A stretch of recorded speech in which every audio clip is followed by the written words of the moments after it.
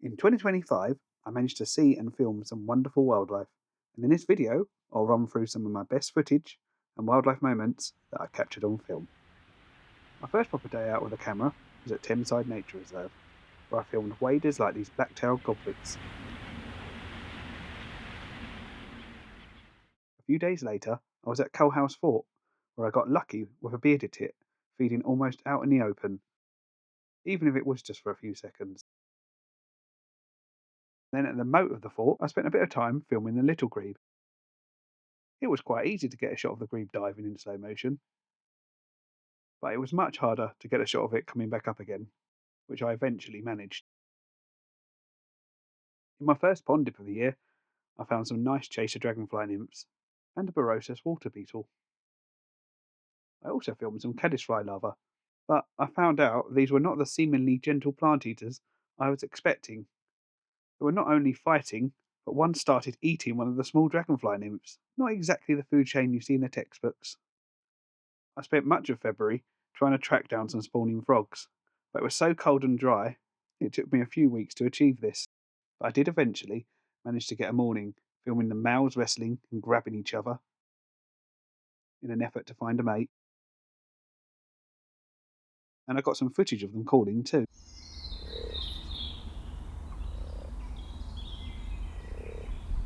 I had another trip to Coalhouse Fort in March, where I had a lovely encounter with a green woodpecker, a species I'd seen many times, but not managed to film before. I also came across this male kestrel, who posed nicely, and filmed a second species for the first time, a grey plover. With spring arriving, I finally managed to film a song thrush in song.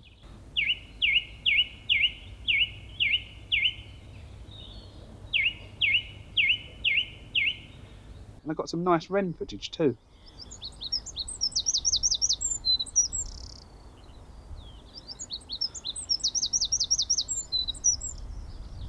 Spring is also the start of the adder surveying season, and I was pleased to see the population at a site not too far from me doing okay.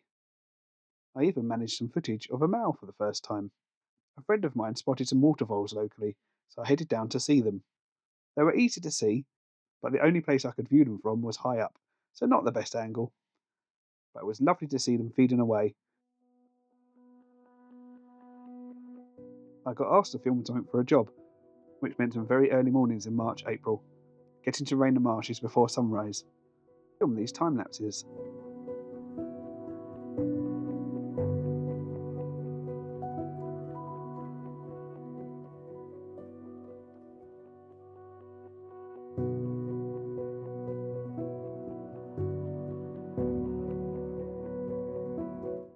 I also got special permission to fly my drone on what turned out to be a rather magical misty morning.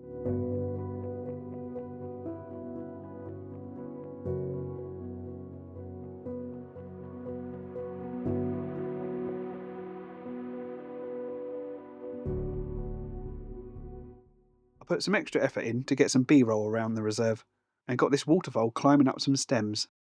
It came out a bit shaky though, as there was a small group of understandably excited people right next to me. I also captured this house sparrow feeding on nectar or pollen from a flower. And finally got some OK footage of a grey wagtail from one of the hides. But one highlight of spring was tracking down some corn buntings. Not a common species here in South Essex. And I even managed to film on calling. A rather niche highlight this one, but I managed to find a Stenus rove beetle, which is rather cool as it can walk on water.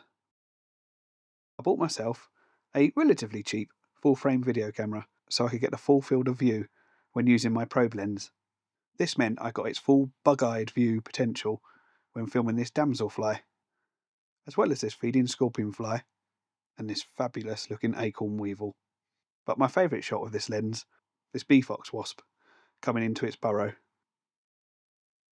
All of this was filmed at Belhurst Country Park, and I had a few visits there over spring and summer. One evening, I got some lovely footage of these little fluffy greylag goslings, and some not so cute coots beating the living daylights out of each other.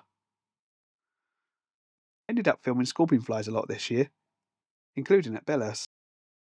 And I spent a few mornings hanging round less than appealing ditches and ponds, and as well as getting a few odd looks, I got gigabytes of footage of semaphore flies, which I need to go through for a project I'm working on. I'm sure I'll talk more about that in 2026. I managed to film another pond surface dweller, the water measurer. This one was feeding on a midge. A trip to Rabness resulted in getting my target species, a turtle dove, and even managed to get it calling.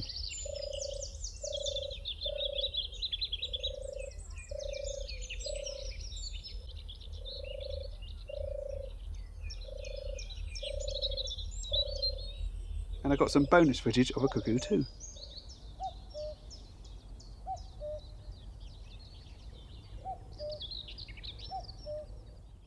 One day, while filming dragonflies, a kingfisher landed in a nearby bush, which in itself was amazing enough, but then it posed out in the open on a branch for me. All this taking place just a few metres away.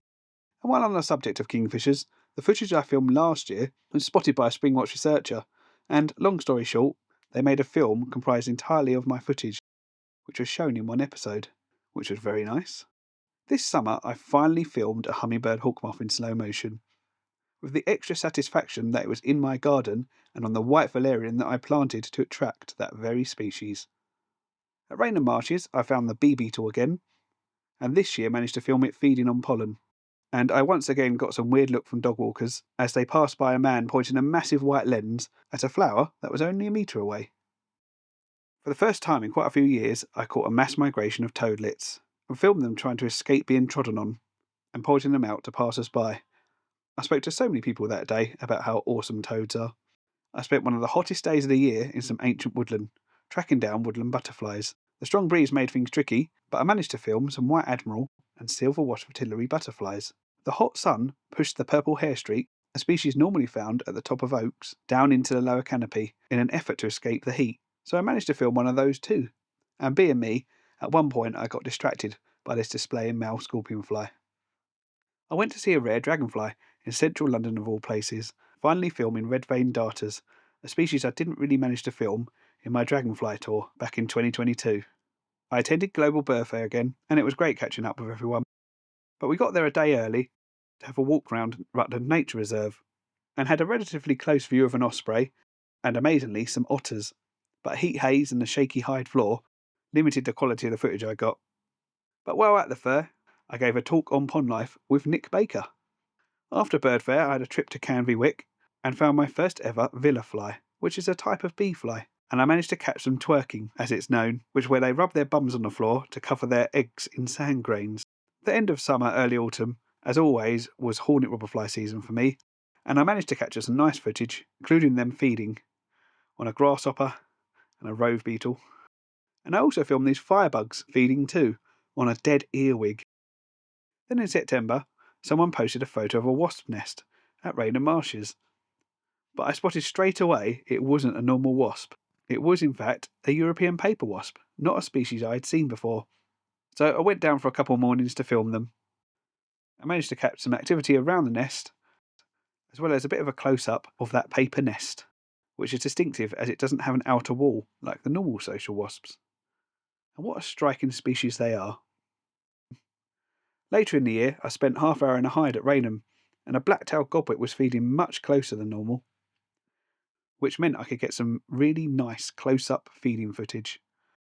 And there was a bonus cameo by a snipe when it broke cover. I ended up spending a lot of the autumn at Thameside, where the new hide gave excellent views of cormorants. And at another recently added hide, I tried to film the kingfisher that had been seen there, and ended up filming other species like redshank. While sat in the hide, I also filmed a few time lapses of the tide as it came in, and this is the result. And although the kingfisher never came close, I did manage a few sequences of it as it dived for prey from the sluice gate.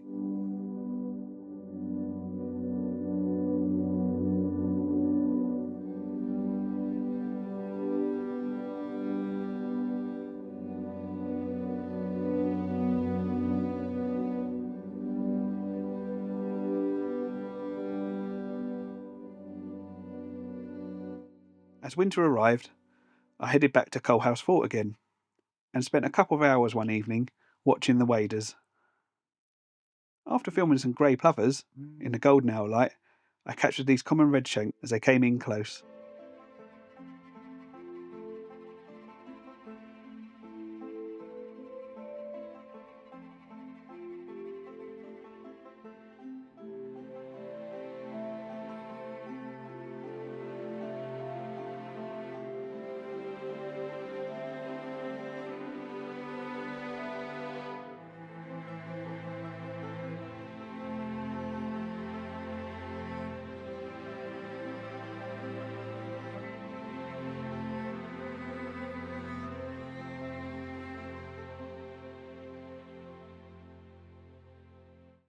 I also headed to Blue House Farm to film the Brent geese.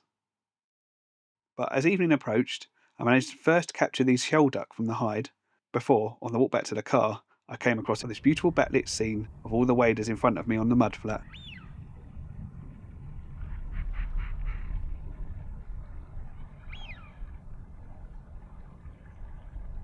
Just before Christmas, I headed to Abberton to film the Smew that had been seen there, and I managed to film them for the first time, and probably got my best ever views of the species too.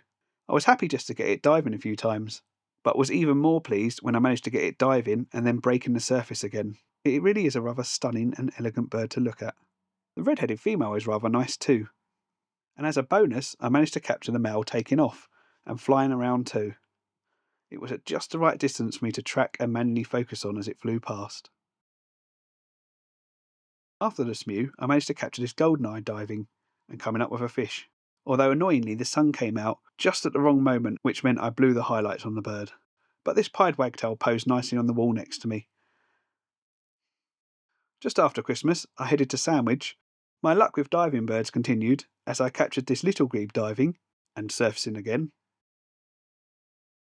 and then managed to pull off the same trick with these tufted ducks. And then on one last trip out, where I went to Rainham Marshes, I saw this red kite sat on a post, which is the first one in Essex that I've seen sat on the ground. Well, a post, obviously. You know what I mean. I also saw this jack snipe, which is the first one I've seen in at least 10 years, which was a great way to finish the year. Oh, I hope you enjoyed my highlight reel there. I nearly didn't make this video because I didn't think I'd seen that much this year, and it's actually been quite a productive year. Thanks for watching the video. I've got plenty planned for next year.